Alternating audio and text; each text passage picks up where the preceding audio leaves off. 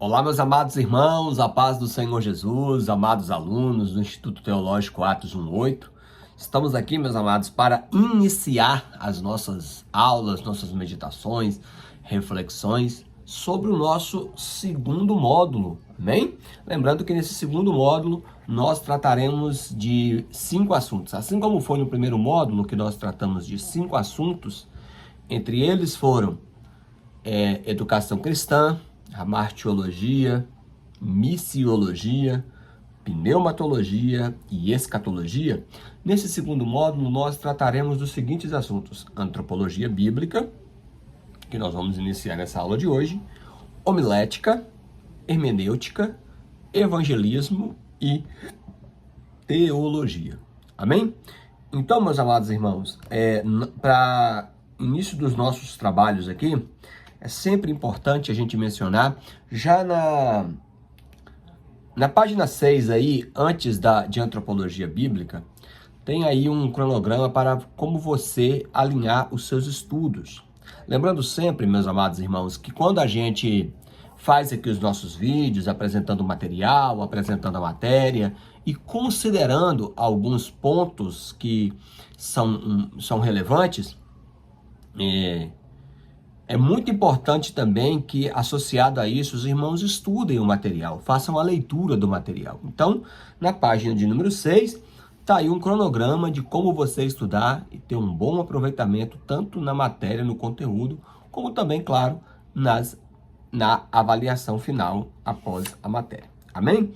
Então, hoje, o nosso plano de estudo hoje, para a primeira aula de antropologia bíblica, é das páginas 8 até a página 20, tá? Então, como você pode observar aí, a partir da página de número 8, ok? Tá? Temos aí a introdução, tá? E logo de imediato, irmãos, nós vamos considerar algumas coisas muito importantes no que tange ao homem, ao ser humano, né? Quando nós falamos antropologia, vocês vão ver aí que o significado da palavra antropologia, tá? Vem de antropos, que quer dizer homem, e quando fala homem aí, não está falando apenas do ser do sexo masculino, e sim da humanidade, né? Homem e mulher. E, claro, o que a Bíblia tem a dizer acerca do homem. Para a meditação, né, inicial, como texto, vamos dizer assim, introdutório para a nossa aula, eu deixo aí o Salmo de número 8, principalmente os versículos 4 até o 9, quando diz, né? Que é o homem para que te lembres dele, quem é o filho do homem para que tu o visites? Contudo, fizeste um pouco menor do que os anjos, e de glória e de honra o coroaste, colocaste acima dos peixes do mar, dos animais terrestres, enfim, né? E aí o salmista conclui dizendo quão maravilhosas são as tuas obras, ó Deus, né? Então, irmãos, quando ele começa aí na página 8, falando do método da criação, ele usa aí o termo, né? O verbo hebraico bará, tá? Na verdade, no hebraico, existe 2 verbos para criar ou para fazer, né? Existe o azar e o bará. Azar é fazer de algo inexistente. Era quando Deus simplesmente falava, haja e tem que haver. Tinha que ser feito. Porque Deus sustenta todas as coisas pela palavra do seu poder. Tá? E bará é fazer daquilo que já é feito. Ou seja, fazer de algo que já existe. Que é o caso do homem, né? Os irmãos sabem que, como descreve lá no livro do Gênesis, que o homem foi feito do pó da terra. Só lembrando, irmãos, que agora vocês, como estudantes de teologia, é importante vocês entenderem isso aqui, tá? Que o homem, ele não foi feito de barro, mas como o barro, tá? Essa ideia de que Deus fez um bonequinho de barro e depois... Isso aí para a linha das crianças está ótimo, mas agora vocês são estudantes de teologia, então o que vocês precisam entender é que Deus se utilizou dos elementos da terra para criar o ser humano. Inclusive, dos 106 elementos químicos que são encontrados na terra, 26 estão presentes no corpo humano. Por isso o termo do pó viestes e ao pó retornarás. tá? Então, assim, é só para os irmãos entenderem que foi de uma maneira muito tremenda, mas Deus criou o ser humano a partir de algo que já existia, né? Outra coisa aqui, irmãos, quando fala sobre a realidade da criação, na página 8 ainda, aí está o texto de Gênesis, né, 1:26, façamos o homem à nossa imagem, conforme a nossa semelhança, tenha ele domínio sobre os peixes do mar, sobre as aves do céu, sobre os animais domésticos, sobre toda a terra e sobre todos os répteis que rastejam pela terra. Então aqui nós já vemos duas coisas. Primeiro, essa questão da imagem e semelhança é a semelhança, a imagem e semelhança no que tange a semelhança moral, tá, irmãos?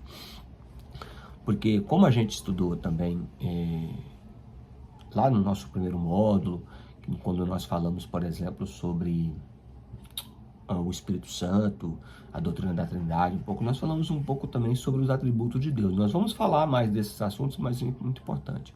Deus tem os atributos que nós chamamos de atributos incomunicáveis. O que é isso? O que são atributos incomunicáveis? É aquilo que Deus é na sua essência, mas que nós jamais podemos ser. É inalcançável, inatingível para nós. Por exemplo, Deus é onipotente, é onisciente, é onipresente, né? E isso nós jamais seremos, né? Agora, Deus tem os seus atributos também que nós chamamos de atributos comunicáveis, ou também chamados de atributos morais, que é aquilo que Deus é e Ele comunica conosco para que também sejamos. Então, é nesse ponto que nós somos semelhantes a Deus. Por exemplo, Deus é santo, amém? Então, Ele diz, sejais santo porque eu sou santo.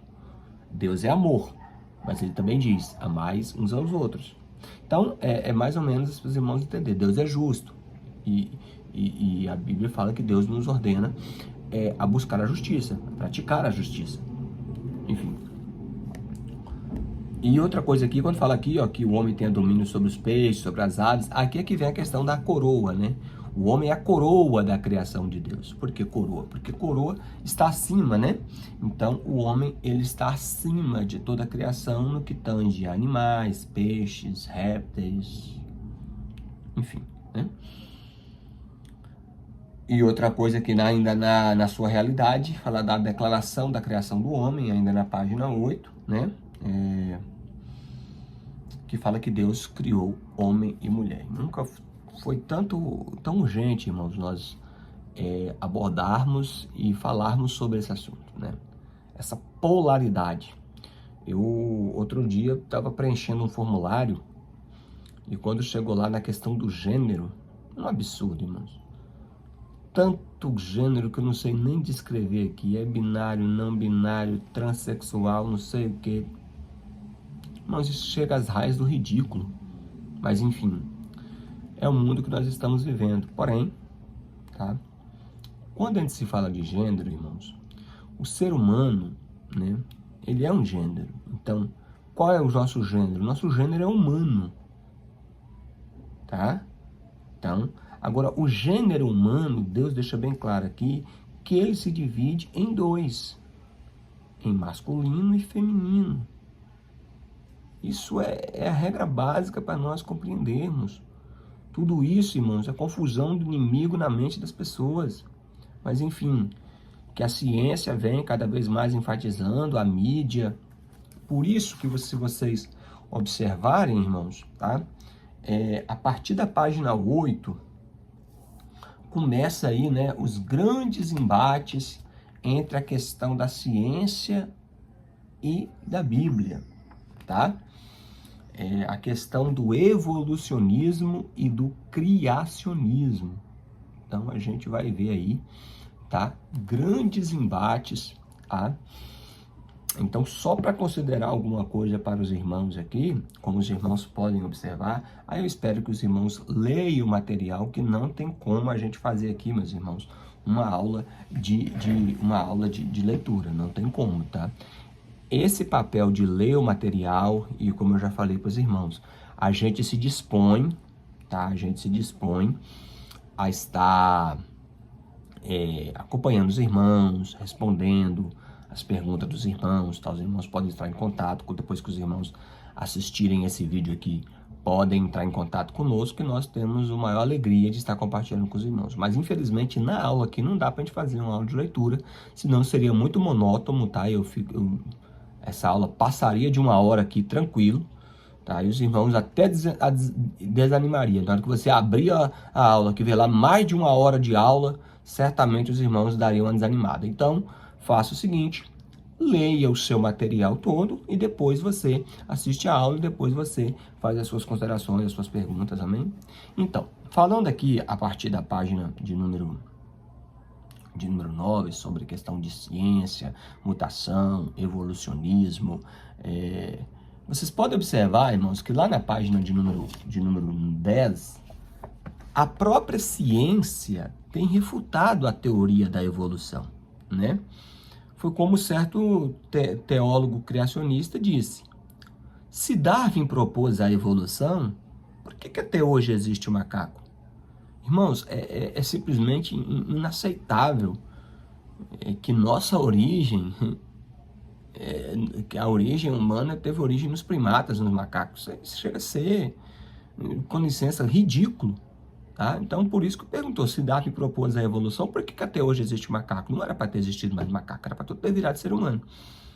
Prova que não é, meus irmãos. Então, se você observar aí, ó, por exemplo, revistas como a revista científica chamada Discovery,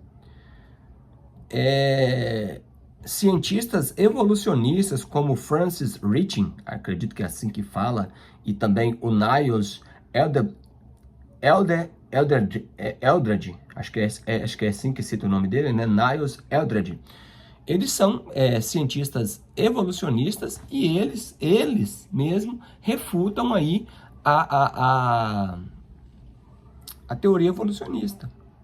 Por quê, irmãos? Olha só, no que tange a evolução, olha só, eu acredito, por exemplo, piamente na microevolução. O que é uma microevolução, irmãos? São pequenas evoluções dentro da espécie, sem alterar a ordem bíblica, que Deus criou todos os seres de acordo com a sua espécie. Mas, por exemplo, você pega um gatinho, um gato doméstico. Veja que ele ali é bem dócil, né? Tá? É um pet, né? Aí você olha, por exemplo, um tigre de Bengala, um leão, né? Que são animais, né? Ferozes, selvagens, entendeu? Mas são todos felinos. Se você colocar um gatinho doméstico e um leão, eles são felinos. Então é de uma mesma espécie, tá? Agora, jamais você vai, por exemplo, ver o cruzamento entre felinos, entendeu? Gerar outra espécie, como equino ou como canino. Não tem como, irmãos. Então, por exemplo, vou dar um outro exemplo claro para vocês entenderem melhor. O mamute, ele já existiu? Não tem como negar que o mamute já existiu, irmãos. Inclusive, recentemente aí encontraram, eu estava vendo no jornal, recentemente aí encontraram encontraram lá nas Cordilheiras dos Andes um filhote de mamute, né?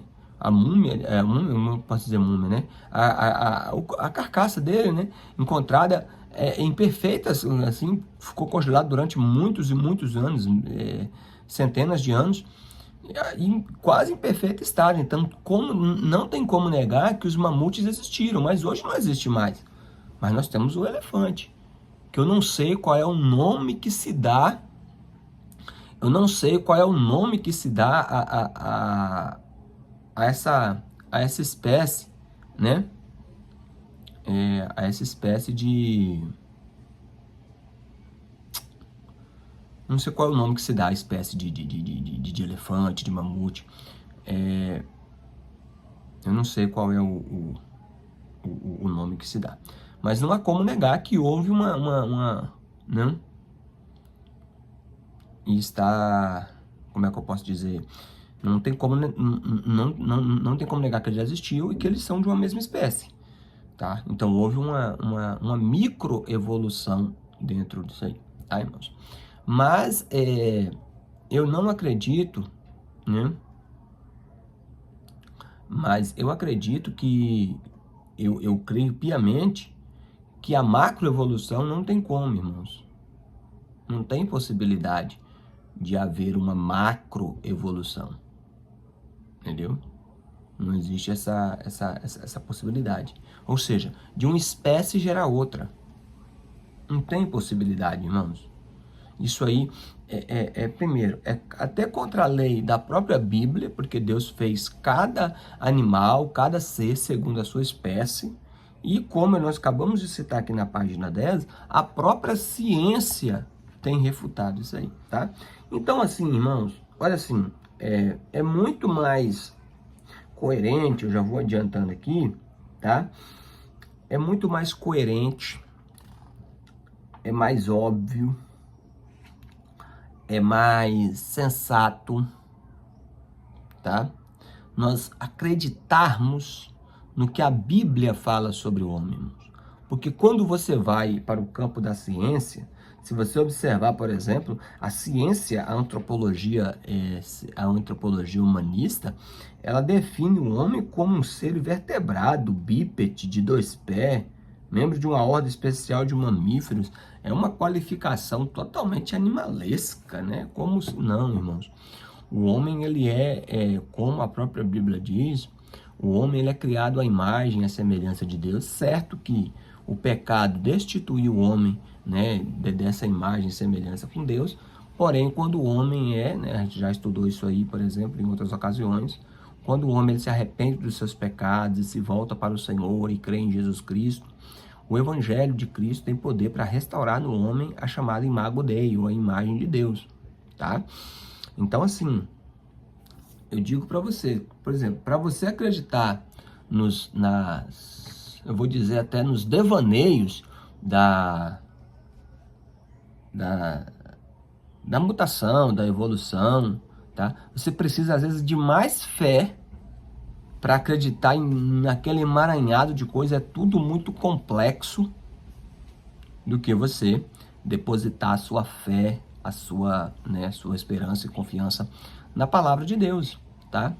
Então, por isso que o nome da matéria, tá, é antropologia, tá, bíblica, ou seja, o que a Bíblia... Porque, se você for olhar, irmãos, a antropologia, no seu sentido mais, assim, geral,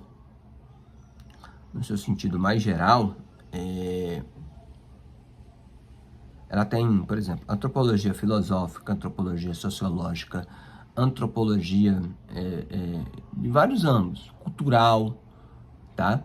Mas, assim, quando a gente fala de antropologia bíblica ou antropologia teológica, é nós analisarmos o que a palavra de Deus diz acerca do homem, tá? Então, o homem é a imagem e semelhança de Deus, o homem é a coroa da criação de Deus, o homem foi criado para um propósito. Por exemplo, quando você olha para a Bíblia responde talvez as 3 maiores perguntas que mais inquieta o ser humano.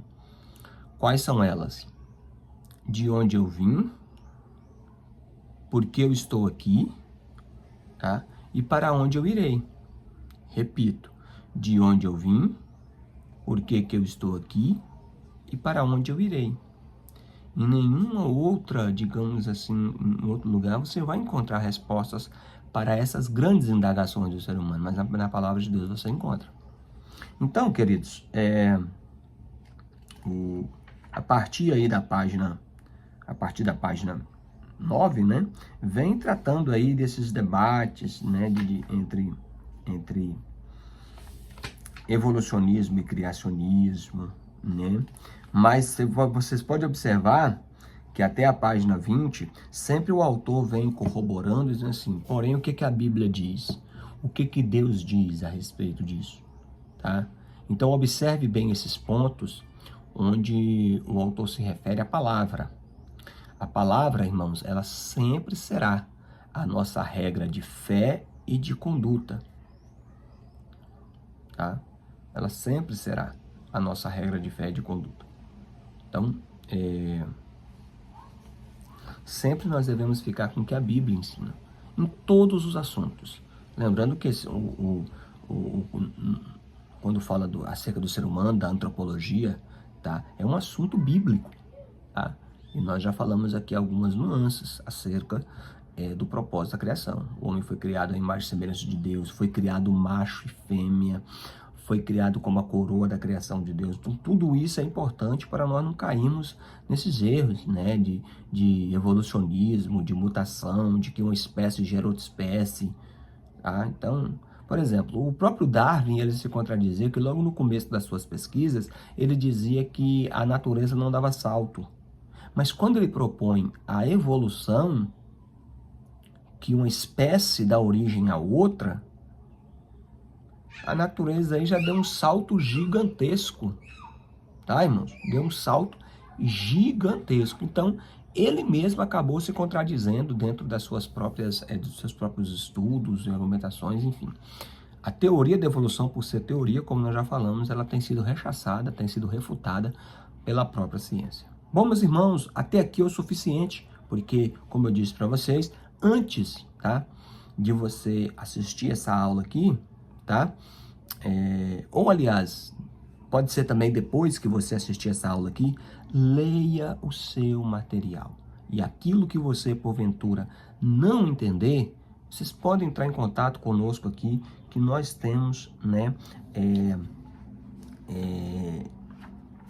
a maior, digamos assim, maior cuidado, maior zelo para poder estar passando para os irmãos aqui o que a Bíblia fala acerca do ser humano, do homem, da criação, do propósito e de outros mais.